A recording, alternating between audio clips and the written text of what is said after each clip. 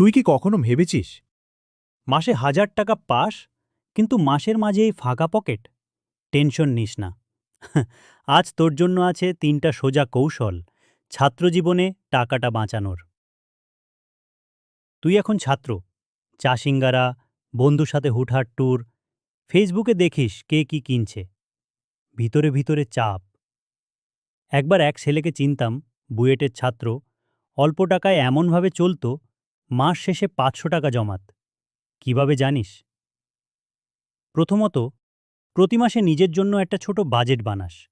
ঠিক করবি কত টাকায় চলবি, আর বাকিটা আলাদা রাখবি, যেন ভুলেও খরচ না হয়। দ্বিতীয়ত, যেখানে পারিস হেঁটে চল।